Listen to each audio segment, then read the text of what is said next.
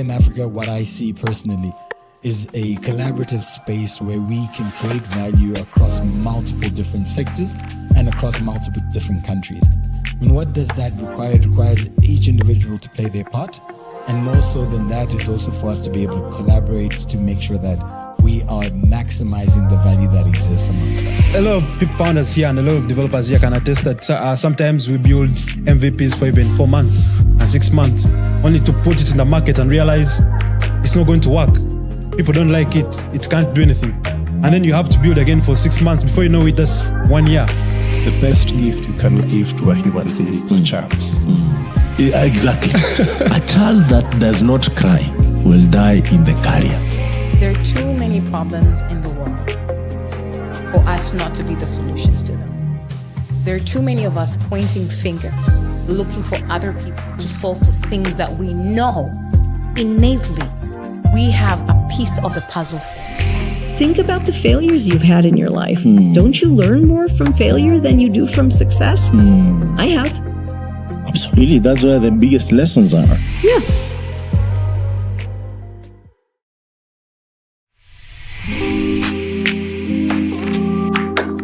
And within Africa, what I see personally is a collaborative space where we can create value across multiple different sectors and across multiple different countries.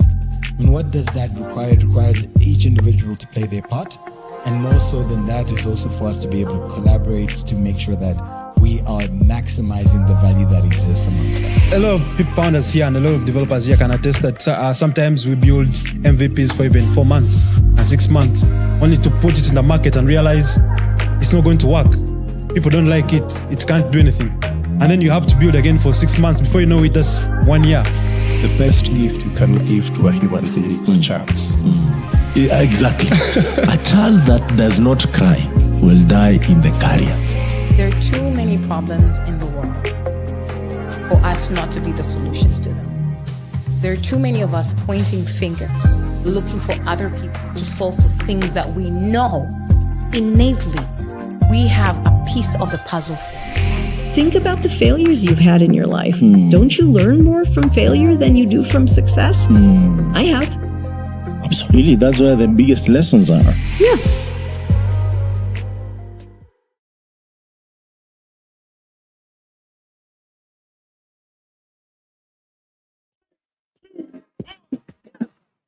All right.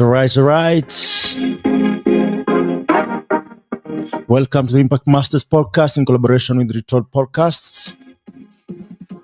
I'm your host, Michael Kimathi. I'm passionate about building communities, driving innovation, and creating meaningful change at the intersection of technology and knowledge society. At Impact Masters, we focus on the tech ecosystem by creating and disseminating knowledge.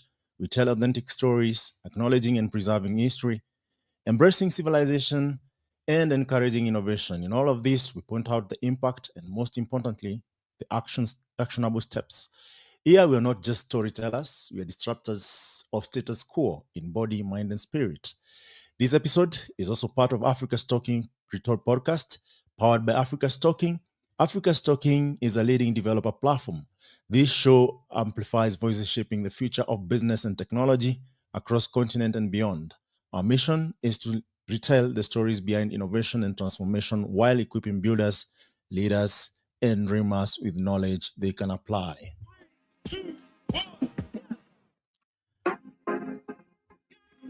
Today we have a really special guests.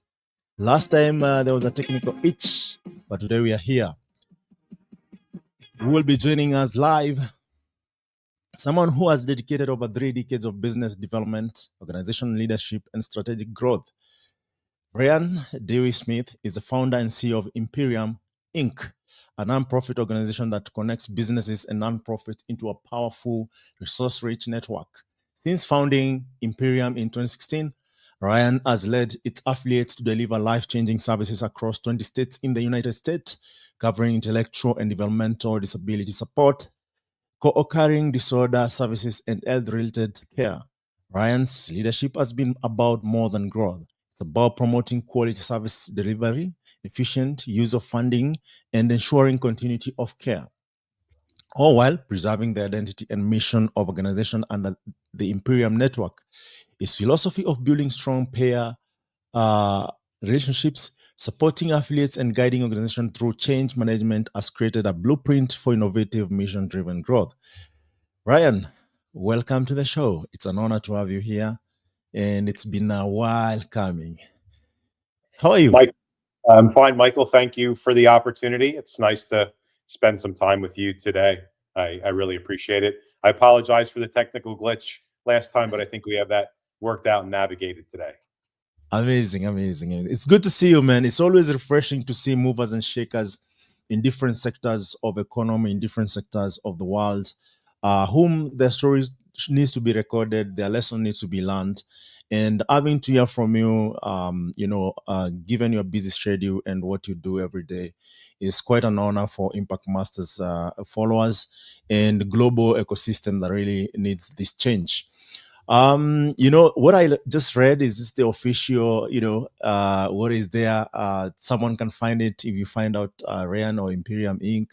But definitely we like to really tell authentic story where, you were born before you became, this innovator.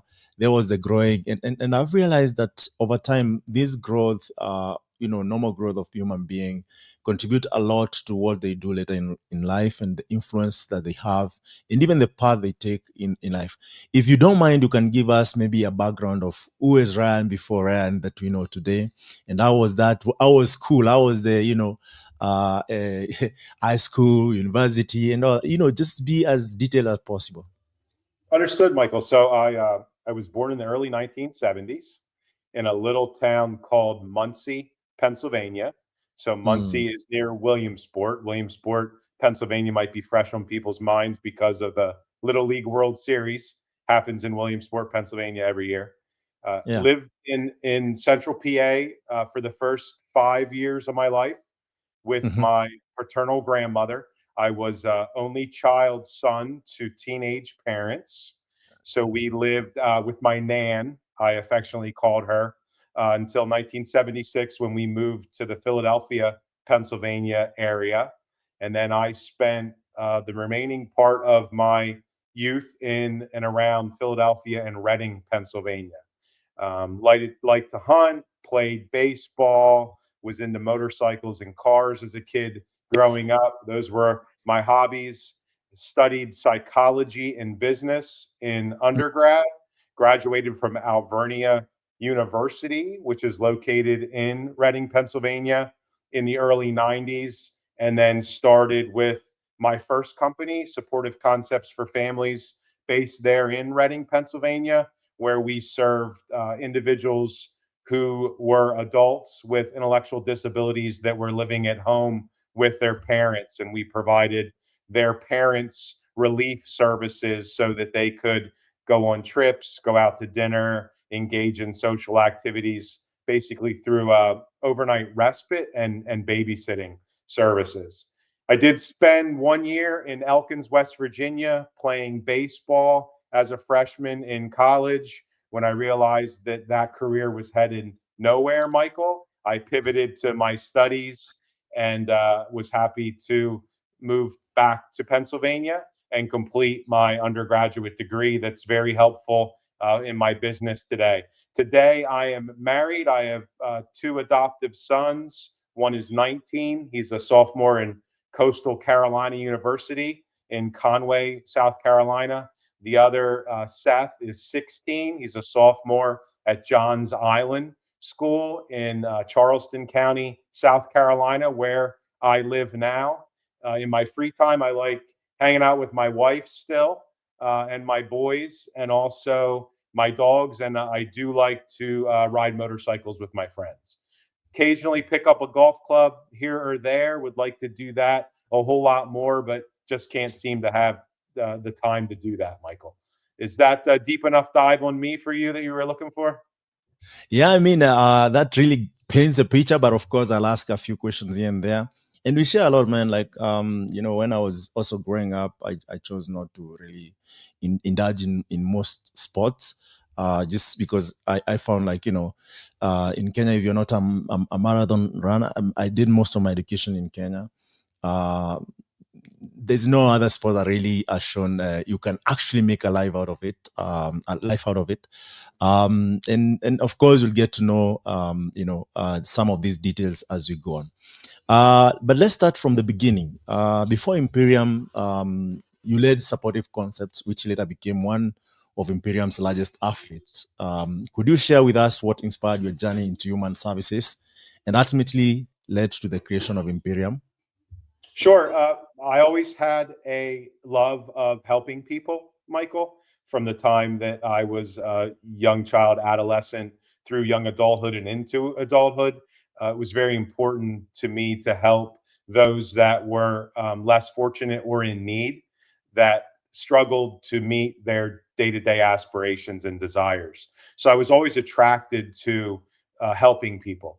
I thought when I was an undergrad that I wanted to be a licensed psychologist or a clinician where I could do therapeutic counseling for individuals, families. I learned pretty early on after graduation that I couldn't see myself doing that on a long term basis. It really wasn't suited for my career goals or aspirations. But I did then pivot to this services space where you receive funding to provide to marginalized populations or the disadvantaged, homeless, people with intellectual disabilities, foster children. That really struck a chord with me. So started doing that work in the early 90s with my first company, Supportive Concepts. Built that business for nearly 2 decades to a middle-sized, not-for-profit business, and then had an awakening that I was not going to be able to have the profound impacts and advance the mission that I was hoping, being a small standalone entity. So I went out and tried to find a larger company that might have interest in partnering with me, where I could leverage their technology and office infrastructure and administrative acumen so that I could focus on the mission, have the greatest impacts to the people that needed my services, and not have to worry about the costs associated with being a smaller company in amongst a bunch of big fish who could do it a whole lot more efficiently than what I could. And Michael, what I found was the options that were out there didn't really appeal to me because there was a sense of loss of mission, loss of autonomy, and loss of purpose. When you become part of something larger, you lose that family-based, homegrown feel that was so important to me. So that's why I created Imperium as an alternative to those other options that were available.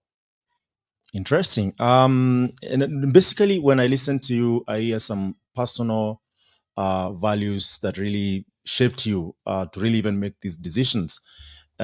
So, what are these values and experiences that shaped your decision that you could build an organization that focuses on both mission and growth at the same time and balance it?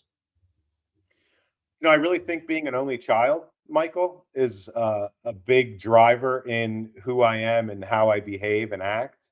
Only children are a unique breed because we're often alone to our own devices. We don't really have brothers and sisters to help us learn and grow, and you have to look externally for those connections. And as you're looking for those connections, you become real aware of people's struggles and what they really need help with. And I think that being an only child helps to really focus my energies around never giving up, not accepting no, wanting to perform, be the best possible. So I think that drives a lot of what I do.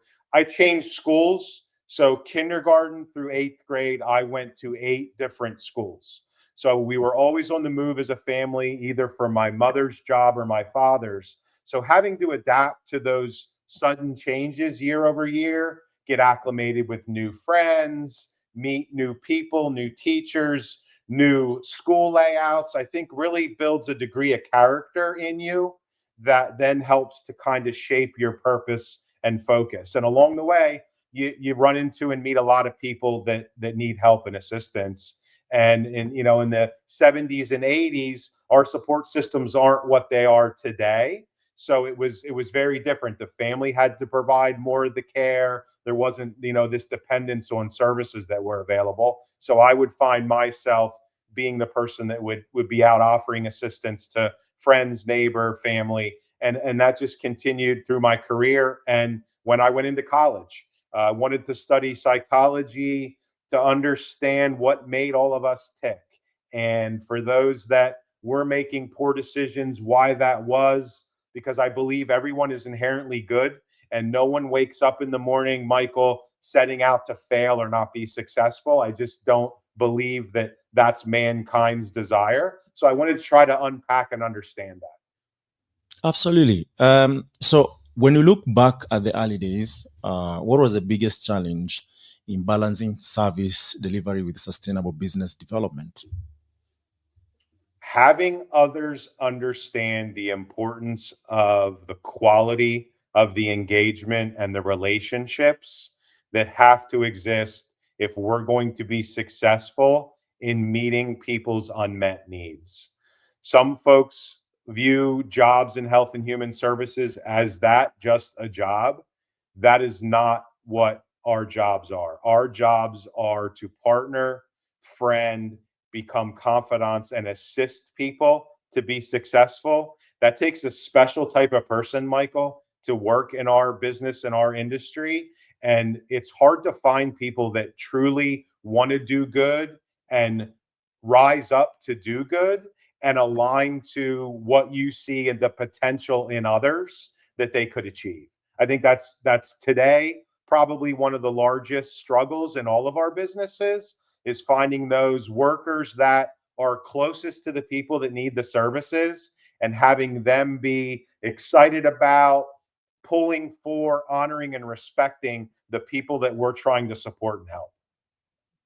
Wonderful. And back in the days, there was no these interconnected networks where you could just call someone and email them and all this, and still things work as fast as they are working right now. And I'm sure most of the founders of this technology, one of the key things they thought they would do is improve those relationships. But we have seen actually these deteriorate with more access that people have. And for sure, having experienced both worlds, I'm super fascinated to see and learn what actually this means to you, because you have lived both worlds. But before that, definitely you launched Imperium in 2016. Many leaders would stop at successfully running one organization, but you created a network model, essentially a growth engine for nonprofits. What is this gap that you're trying to fill and that you saw in 2016 that could really be filled by Imperium in the long term? So, Michael, I wanted to create an opportunity for mission-based nonprofits to be able to focus their ability, capabilities, and funding on having the greatest impact to the people they were serving. And I wanted to create a network where we could leverage the scale of educated staff and subject matter experts, as well as back office service offerings that are behind the curtain in any business, right? Your IT, your cybersecurity, your finance and accounting, who processes your payroll, who onboards your staff. I wanted to create a network of companies that could remain independent and autonomous, have their own cultures, their own missions, their own service delivery systems in their own geographies, but benefit in a way profoundly from the mass of 30 of those companies coming together to create meaningful impacts to the people who need the services. And that's what Imperium does.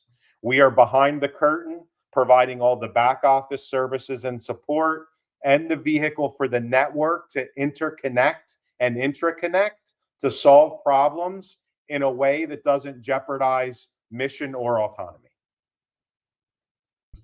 Interesting. And you mentioned really something interesting, because definitely running a nonprofit, I'm building one actually. So Impact Masters is like, part of it is for profit, and the other part is like, what can we do to keep the impact going and accommodate other like-minded? So ideally, most of these impact companies, they either lose their identity or collapse under pressure, especially if the fund is not coming. And you know what happened with the US aid just after the new administration came in. How did you design Imperium to help affiliates grow without sacrificing their mission or values? Because also, again, you mentioned earlier that the more you join a large organization, the more you lose, the touch with the ecosystem or what the mission was. So, Michael, if you are part of a larger network, you can stretch your costs much thinner, that you have to pay for the services that aren't impacting your mission or vision. So by kludging that scale together, you're able to get more value out of your funding. So when there are funding cuts, funding reductions, or funding eliminations, the insulation of the network from those cuts helps you to manage the pivots necessary to replace those funds in other services areas so that you don't lose the sustainability or mission of the entities. As a standalone organization, if you're dependent on your revenues and your funding individually and those cuts occur, it can be detrimental. It can be the organizations can end. If you're able to endure those cuts because you can lever and lean on your other peers in a network, then your sustainability ratchets up quite a bit. Interesting. So, of course, in the earlier days, like any other entrepreneur or any other founder, there are always moment of doubt. Is there this, pivotal moments or business decision in those early years that, confirmed you're in the right track? It's like 10 years later or almost 10 years later that now you say, in fact, by year 2, there is this what happened in between, and you're like, oh, I'm on the right track, man. I'm not backing down. I'm not giving up. So, Michael, isn't life about moments of doubt every day, and then your success or failures and going forward, right? So there were many moments of doubt. They continue today, almost 10 years later, Yeah. around certain decisions, certain companies that have joined the network. Were they necessarily an ideal fit with the others? So, yeah, riddled with doubt, but that's life, right? All of us experience doubt in our decisions. We reflect back. Some days it was good, some days it was bad. But as long as your trajectory is heading in the right direction and the successes outweigh the failures, I think doubts are healthy. Mhm. Doubting yourself, doubting your ideas, doubting the endurance that you believe can occur through the creation of this model, and then having it tested, like when the new administration came in and started to reduce funding. That was the real first litmus test of our network to truly see, okay, now we're experiencing funding cuts, moratoriums, and reductions. Does the model actually work? So having consequences and real life situations to test some of your doubts that then give you a yes or no to your success, I think is also healthy as you are an entrepreneur and have ideas and beliefs on how things are going to occur and what's going to work and what's not going to work. Yeah. Definitely. And different. Let's talk a bit about business development and growth framework, since you have an experience of 30 years spanning very successfully in this realm of growth. And at Impact Masters, we love to pull out actionable insight that people can take and really implement or even localize from the experience. You have led organization through change management and strategic growth. Can you break down for our listeners what your framework for growth look like, especially in the impact world?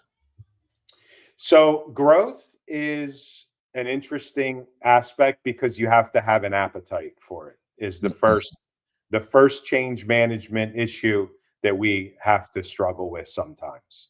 Some Mm, organizations are comfortable being who they are at the size they are, and then they are able to manage their cost structures in a way that keeps them sustainable and efficient. Most mm, organizations have to use growth as a means to be sustainable when the costs of doing business are outpacing the reimbursements received for providing the business mm, services. So it's an interesting paradigm. Those that want to not grow and those that want to grow can both be successful, but in different areas and ways. Growing is riddled with risk. As you increase your services, go into a new services area or a new geography, state, or country, there are new risks that you're exposed to as an organization that puts in jeopardy your new revenues and your legacy revenues. So there has to be an appetite for managing risk. There also has to be an appetite for acknowledging when the road you took to growth may have been a wrong one and not staying in that decision too long that it becomes too detrimental to your base that you have that's solid at home. And that ability to be aware, identify the tipping points, the positives, the negatives, and then pivot in a timely fashion are all essential for the success of a growth oriented organization.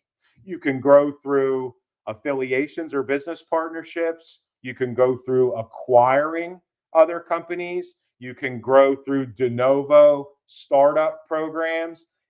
And all those are also met with different risks. But they all result in the end product of growth. And if that's the appetite and that's the mission and vision, we can help facilitate any and all of those options through our Imperium model. Wonderful. That's quite something that someone can take and break it down and localize it. There's always an element of sustainability and scale, and all these touches on the financial diversity that you receive as a nonprofit or impact in kind of led organization. Could you share how nonprofits or businesses can structure funding models that are both sustainable and scalable at the same time? In today's world, Michael, that's a tough bar in question to answer. We're not really sure what's sustainable today with regard to funding and services because there's no real clear explanation that's been put forward by the new administration on what the key priorities are going to be. With each administration, obviously, in the United States, there are different priorities that are identified. Those priorities are addressed through budget allocations. Those allocations then trickle down to the services organizations. So, as nonprofits that receive federal, state, and local taxpayer dollars, we're very equipped to manage those fluctuations in priorities across certain administrations and when there's turnover in Washington. When we don't know what the priorities are going to be, it's really hard to identify what's going to be sustainable or not, and what we should be looking at pivoting away from or into to keep and maintain that sustainability.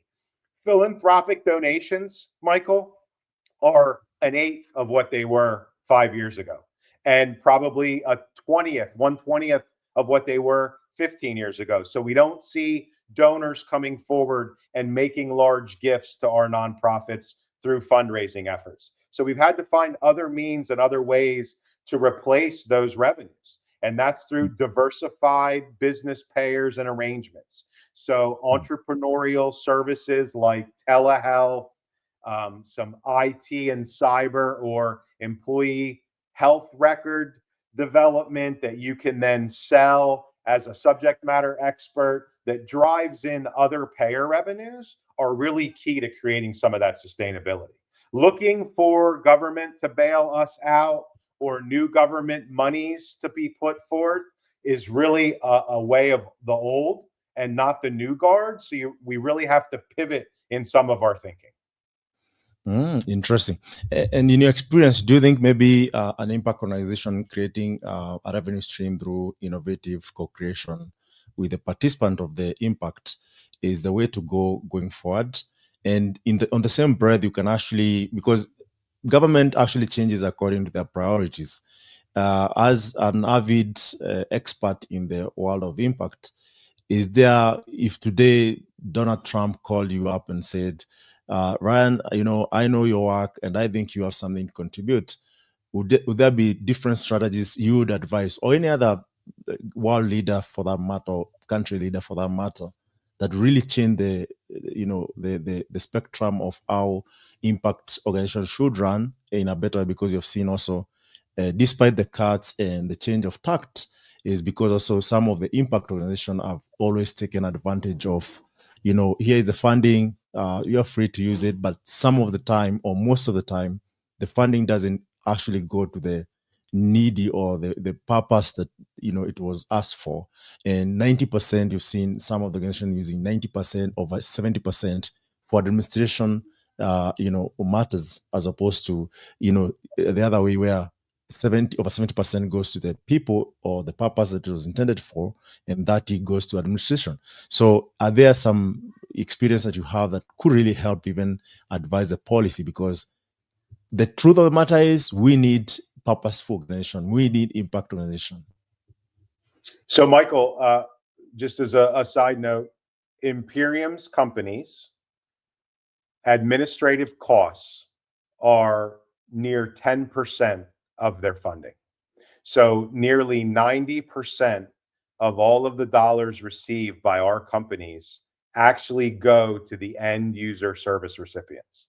So while other entities operate in the teens or 20s, or we've seen some, to your earlier point, as high as 30, across our network, 38 companies, 20 states, nearly $1 billion in annual revenues. The general and administrative is 10% or less for those companies. So we're driving the monies to where it needs to be through those back office scale synergies. I probably wouldn't tell Donald Trump anything and would do a lot of listening, Michael. But if I could make a recommendation to him and all politicians, it would be a strategy that is clear cut and long term, that doesn't change administration to administration, is going to have the greatest impacts to the people in our country who need the services, and have them be the most successful. There's nothing more detrimental to nonprofits providing service as to when fluctuations occur and you have service disruptions because of a shift in the monies that are being allocated for those services, and the abruptness of having to change when those services are shuttered or reduced. That is really detrimental, and we may not see it in the services returns, but where we see it is crime, drug use, all of this homelessness, all of it points back to some of those other drivers when we disrupt the social service system. Interesting. That's quite something, because some of these factors are not really visible from the people who make decision, because sometimes it's either driven by the party agenda and all that, and it's kind of murky water, because also there's politics in it. There's a lot of stuff going on there. So I won't go deep on that side. But of course, partnership and pair relationships seem to be at the core of your success. For leaders listening, how can they build strong trust-based partnership that can lead to growth? I think you have to have a seat at the table, Michael. I believe in a true partnership, everyone has a voice, and it's more of a constellation than a top-down approach. So everyone has a seat at the table, everyone's opinions are heard, control must be checked at the door, meaning it needs to be decisions by collaboration that have the least negative impact to the people we're serving.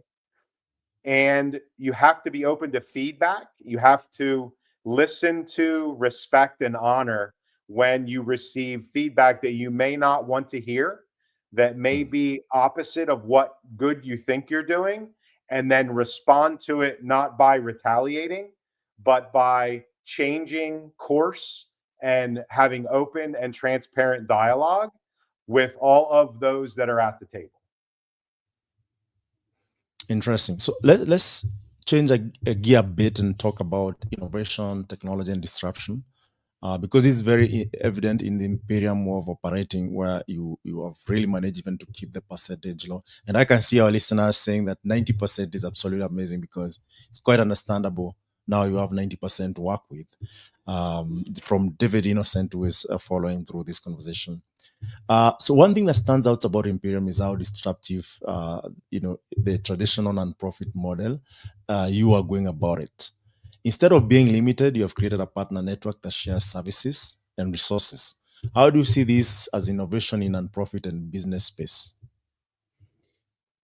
Nonprofits are probably among the worst businesses to collaborate, Michael. Most nonprofits don't sit down at a table and share their secrets or their successes Mhm. because they're fearful. Look, I was one of those nonprofit leaders 20 years ago.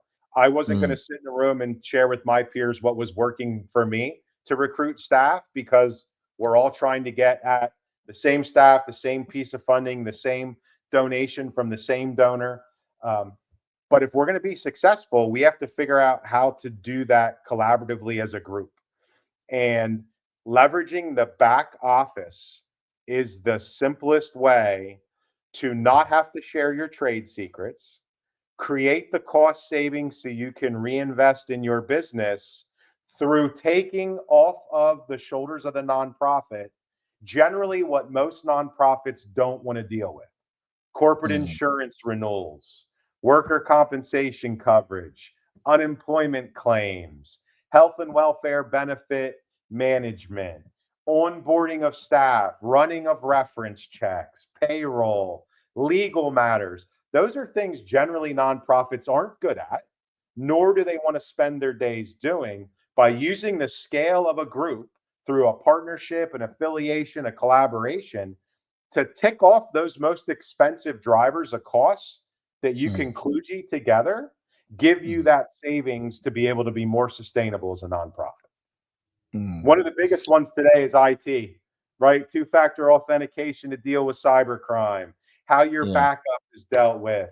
We're all dealing with protected health information, so there are multiple cyber requirements around how it's maintained, who can access it, a log of how it's accessed, how long we Mm, store records. All that costs a good bit of money for folks. And doing it standalone versus in a group where the scale can be leveraged, the savings is incredible. mm. Amazing, amazing. And actually, this leads me to the next, question around the technology. At Africa Stocking, our mission is empowering developers across Africa to build sustainable and scalable businesses. And at Impact Masters, we also provide a skill-based, innovation and approach to build and disrupt the status quo. So we are big believers, both of us, and I believe also at Imperium, that's the approach. That technology amplifies impact. How has technology enabled your network to scale, operate efficiently, and deliver better outcomes as opposed to non-technology approach? Michael, AI has been remarkable for our business, for our integration of our back offices, the ability to leverage vendors that can use data warehouses to Mm, crosswalk duplicative processes, the mm, employment of bots who can take a manual operation like billing a claim, right? So entering a authorization, entering a data service, entering a staff and the qualifications for the data service, and then posting that for payment can now be automated through the technology we have with much higher levels of efficiency and lower error rates for much less costs than having a force of people doing it. mm, So mm, technology has been very instrumental in having us be able to see duplicative work across individual businesses, and then duplicative work between the businesses, and then duplicative work across the entire network, and being able to come up with a plan on how to address those inefficiencies. So I only see technology being more instrumental in efficiencies that can be created through partnerships or collaborations by entities because we're all generally performing the same tasks and the same functions. When your nonprofit, Michael, goes to get insurance, you're completing the same nonprofit application that we mm, are. When you file mm, your 990 and your information around your tax return or your federal reporting requirements, it's all the same documents. It's all the same requirements. So that mm, uniformity anonymity can really help us to streamline costs and create savings. And AI is really helping with that. Interesting. And one thing that also we have noted is that sometimes, yes, you want to embrace the innovation and tech, and they're different, globally, per se, different ecosystem where, if you come to Africa, one thing that we figure out is that as much as the world is in 3G, we need to provide 2G solutions. And this means integrating things like SMS, voice, USSD to ensure that, people are able to get the same service even without internet. Now with the emergence of AI, we have a place where we are integrating these with the 2G, still not leaving anyone out. And even on the data center and data lakes, sometimes they can become super expensive for non-profits to operate. So what lesson can, some of these global ecosystem, and even in the US, there are places where network, proper internet is not accessible as, expected. So what are these, lessons that you can share, leveraging innovation while staying on the mission driven and without really spending most of the funds that you raise towards the innovation, and leaving the people you need to help out? Again, Michael, if you have access to capital at rates that are competitive, which we offer because we're a larger network, able to access capital at rates that are less than what a standalone entity could do, longer term, more favorable annual percentage rates and covenants, that allows you to invest in that technology. So look, here in the US, depending upon the state, the county, and the people that live within that county, how you communicate with them varies mightily. Between Knox County, Indiana, and Philadelphia, Pennsylvania, those are two separate ways we have to reach our staff. And we're able to, through our systems, identify how they want to be communicated with and what's going to work best for them. Is it an SMS text message? Is it a voicemail that's done through a bot? Is it an email? Is it a cold phone call? Is it old school U.S. postal mail, right? Put the materials in the mail and ship it off. So knowing your audience and having the resources to accommodate their demands through the efficiencies is what makes that communication capability very doable. But we have multiple systems. Again, it's by state, by geography within the state, and then more importantly, the people working within that business and their makeup and how they prefer to be communicated with. Nice. I think that makes a lot of sense. The feedback we're hearing now, Michael, with the hiring of the younger generations. I'm 54. I can now say that. So these are the 18, 19, 20-year-olds. They don't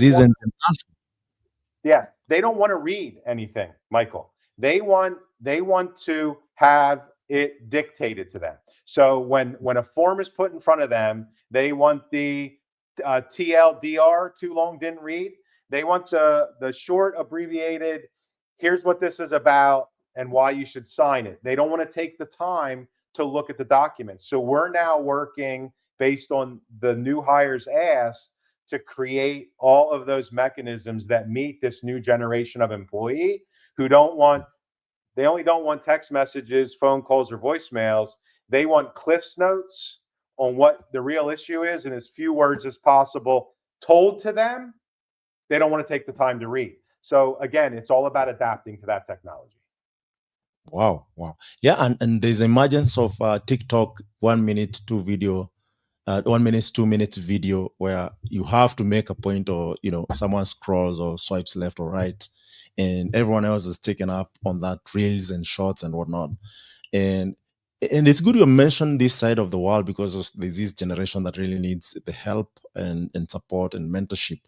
Do you think also, hot cuts, for me to use it that way, need to adopt and find better ways to really share this? And there's AI where, you can break a whole research of like 900 pages within a few minutes, and this maybe took years for people to really formalize it. So what is your strategy around that? Because anyway, now you're experiencing these through employees or organizations you're dealing with. Yeah. So one of the things we're trying to pilot is a gamify app Michael. Mm. Because we've also found that the younger generations like to be on their phones and they like awards and rewards. So there are gamify apps that are very popular in treatment approaches. We're Mhm. trying to pivot that over to employment. So onboarding, recruiting, hours worked, success, you build trophies, you get awards. So you're actually working and employed, but you're playing a game as well on your phone. So that's Mm.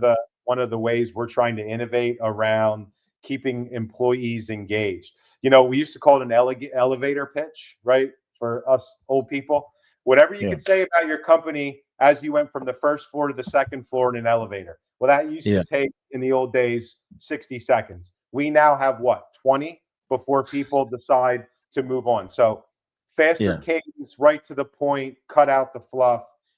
Very, very interesting approach to our world and what people want, need, and desire.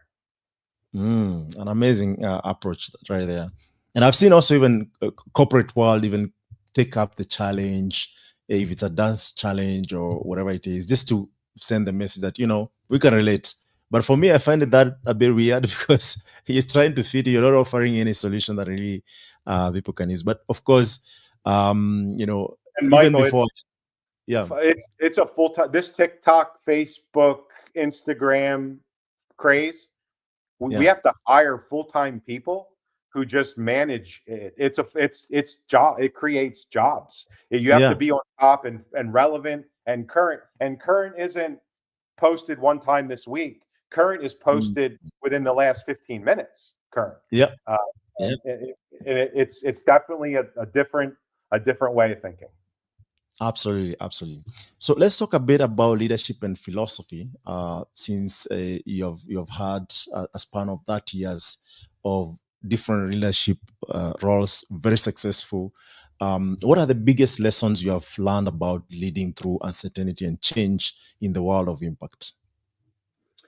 So I like to use one of, not the one, is kind of my phrase I use, Michael.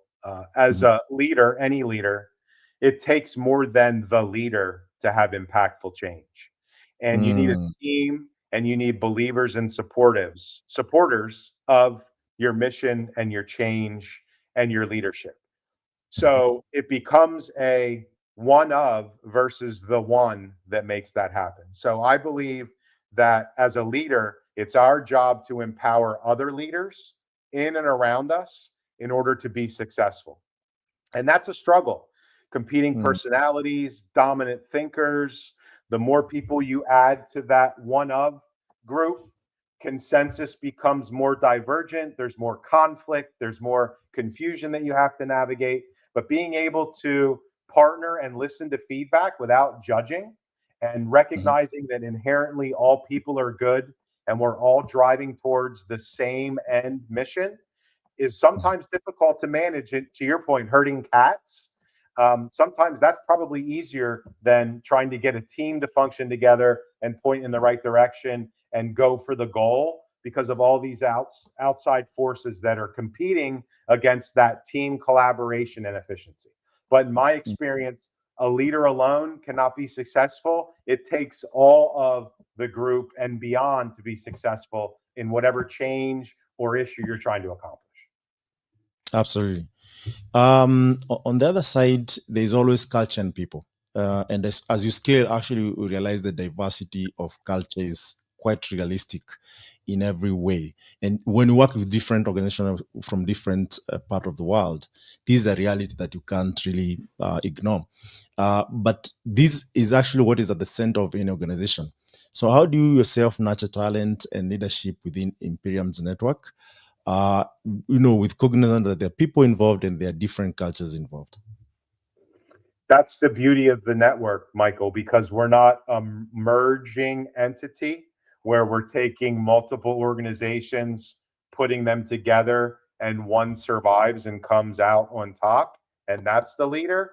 We have 38 CEOs that run their companies within our network under their authority as the chief executive and the highest ranking employee of those organizations. So we are Mm, a CEO rich network of thought leaders and experts that then are able to leverage each other's knowledge and talent to become best in class leaders because of the wealth of knowledge that we can collaborate and share. We pull all those leaders together from all over the country. So our leadership hails from 38 states.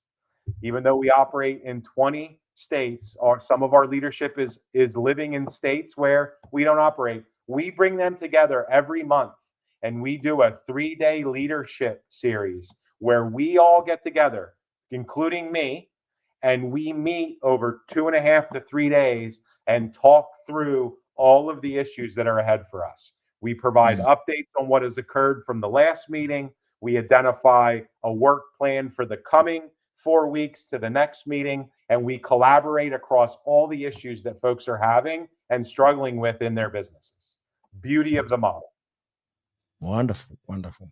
So at Impact Masters, our philosophy is quite simple. It's all about body, mind, and spirit, right? And this is one thing that personally I experience.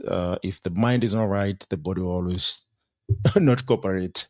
If the body is all right, the mind will not cooperate. If the spirit is all right, it has to be well aligned and balanced in a way. And the world we're living in is a fast world. You might get busy with other things, forget, one of those aspects. What practices or philosophies guide you as a leader, not just in business, but in life? I agree completely. Mind, body, spirit. I think you have to take care of all three of them.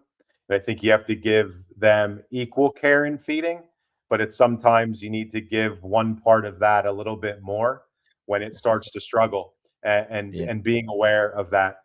Really, for me, life is about relationships and partnerships. No one wants to go through life alone. As an only child, it can be awful lonely at times. And I Yeah. think my loneliness as a child growing up without brothers and sisters in a home where my parents were young and both worked, and I was left to my own devices at a very early age, I learned to quickly embrace the importance of relationships and partnerships and how to listen to people, understand their unmet needs that they communicate outwardly or communicate through nonverbal and action. And you have to listen to those, and you have to check in with people, and you have to make sure that what you're trying to do and what you believe you're doing with your best foot forward is having the consequences and the result that you believe it is, by just asking and listening and observing without judging. So that's really my philosophy, Michael, for business relationships, the network at Imperium, all the leaders with Imperium, my personal life, my boys, my wife.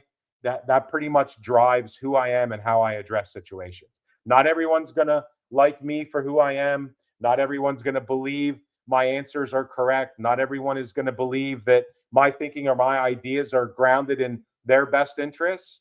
But if everyone understands that we all start at a place of good, and that we all get up every morning wanting to be our best selves, and we don't set out to be a bad person or yell at the person driving next to us who cuts us off, that we're inherently good, I think we can achieve a lot as a society. Wonderful. That's quite really solid. And I can see where the success actually roots from, which is quite interesting. So for the look ahead, and where we are, and the world we're living in, and the realities of day to day, and even how the world is changing, where do you see the greatest opportunities for growth in the non-profit and business development space of the next decade? I believe that our population is aging, Michael, and we're going to need to identify services for the elder population. That we have baby boomers and such that are going to not have extended families that will be able to provide them services. So I see some opportunity in that space. I really believe that the nonprofit industry is so fragmented that our real success is going to be business arrangements and combinations of dissimilar services organizations that are nonprofits, that have those same cost drivers that are unrelated to what they're doing that any business has and creating efficiencies in that area is how we're going to navigate the future in our fragmented segment. We're not going to collaborate between like service providers and like geographies because it's not in our nature as nonprofits to do that. But if we can collaborate with three in our area and leverage that economy of scale because we're in different services space and use what's common between us to create the efficiencies, I think that's the recipe moving forward. Obviously, I would because that's what Imperium's doing and that's what we provide. But I really believe that that's going to be the future. The uncertainty of where the funding's going to land, how long the funding's going to is it going to be through this administration and then go away under the next? That uncertainty, I think the only way we navigate it as nonprofits is to collaborate together. And that collaboration shouldn't just be aligned by like service entities. It should be all nonprofits that can get together and find any commonality to create savings.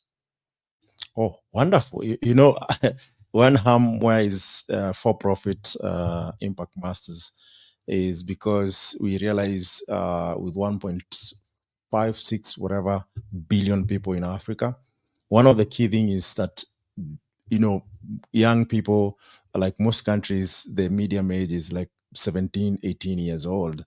And they're super smart, super intelligent. The only thing that is actually missing is the platform. And one of the key things that we are trying to build between now and the next 2-3 years is a platform that really upscales this, because also there's a world where, you know, the population is growing old, the intellectuals are also, you know, retiring and all that. And, you know, they need this support. They need the economy to be doing really fine, even to afford the pension. As you know, right now, most of the countries are struggling with that, given the population, majority of it is old. And I'm an avid promoter of let's not look at other countries as, you know, liabilities. Let's look at the way we can actually collaborate and empower them to be able to offer value and get value out of it. And we live in one planet Earth, which is well sustainable. So what you said, actually, I can relate with it 100% even from this point. So just for our listeners, many of whom are entrepreneurs, innovators, and leaders in different sectors, what is one actionable step they can take today to position themselves for sustainable growth and impact? Call a peer at a competitor or a organization in your area and have a conversation. What are your cost drivers? What's breaking your back? What are you struggling with? Don't ask, what are your secrets? How are you hiring staff? Where are you getting your donors? But ask, how's your insurance renewal going? What are you doing for payroll? What are your retention strategies around retirement benefits? How could we maybe work together to create some efficiency? I think we live in very siloed world here in particular. I don't know about in Africa, but in the US, we're very siloed in our work lives and we don't collaborate a lot. And I think that would be what I would encourage people to do. Call Imperium, reach out through our website, ask us to take a look at what they're doing and where their cost drivers are and how we might help. You'd be surprised what you learn when you ask. Absolutely. In fact, it's all the world of collaboration. In fact, tech could not be where it is in the shortest span of time without collaboration, because one is providing cloud, the other one is providing 2G solution, the other one is providing business growth, and in that collaboration you see proper growth, which really fast track the process. So you couldn't be far away from the fact of how things grow. And for me also, I think also there's a world where and I've seen a couple of big tech do this, like Google, Atlassian, where they are really intentional, like, can you take 1% of your revenue and be intentional about it in investing in some of these impact purposeful companies. People dedicate the hours to help out, even build website or even help with the collaboration tools and whatnot. For us, every month we have developers gathered and we show them the global standard way of building scalable software. So also there is a world where even not purely impactful companies could contribute in different ways to really, because at the end of the day, not everything will really be solved through for profit. But also I feel like that side needs to be touched on. So as we close, Ryan, this has been a masterclass in business development, leadership, and purpose-driven growth. Thank you so much for sharing your journey and insight with us. For those who are listening, you can learn more about Ryan's work at Imperium.org. But for sure, we always give our guests a chance to give a parting shot. It could be a proverb. It could be a book that if you read one book the rest of your life, is this one book that really makes sense? Or it could be just, daddy jokes, or, whatever it is that really would you feel like, I'm free, I can share this. So feel free. This is your time. Look at your camera, talk to our listeners and our fans. Okay, so I want to thank everybody who listened today. I want to thank you, Michael, for hosting this, Impact Masters for hosting me. I think most impactful book that would be helpful for any only child or someone who's married to or has an only child is a book called The Only Child, Being One, Loving One, Knowing One. It was written in the early 90s, easy read, 100 pages, tells a lot about only children and what makes them tick. I think it tells a lot about me and who I am. So thank you again for your time. If anyone wants to reach out to Imperium, I would love to talk, Michael, with Impact Masters nonprofit that they're standing up to see if we might be able to collaborate with you as well in some offerings. Please reach out through the website. And again, I'm really thankful to the listeners and you for the opportunity. Absolutely. Thank you so much, Ryan, for your time. I know you are a very busy person, given your day to day, but getting this time really means a lot to what you're trying to achieve. Showcasing movers and shakers, recording these stories and sharing lessons that could go a mile to help someone out there. So at Impact Masters, our mission is to tell stories that spark change and encourage action. And through Africa's Talking, we continue to amplify voices shaping the future of innovation and impact, not just in Africa, but globally. But definitely, I'm Michael Kimathi. Thank you for joining us. Until next time, keep disrupting the status quo.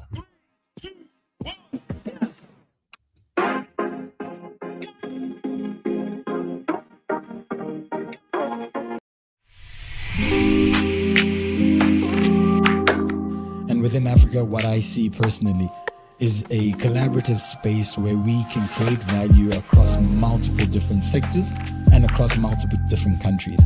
And what does that require? It requires each individual to play their part. And more so than that is also for us to be able to collaborate to make sure that we are maximizing the value that exists amongst us. A lot of people founders here and a lot of developers here can attest that sometimes we build MVPs for even 4 months and 6 months, only to put it in the market and realize it's not going to work. People don't like it, it can't do anything. And then you have to build again for 6 months. Before you know it, that's 1 year. The best gift you can give to a human being is a chance. Exactly. A child that does not cry will die in the carrier. There are too many problems in the world for us not to be the solutions to them. There are too many of us pointing fingers, looking for other people to solve for things that we know innately we have a piece of the puzzle for. Think about the failures you've had in your life. Don't you learn more from failure than you do from success? I have. Absolutely. That's where the biggest lessons are. Yeah.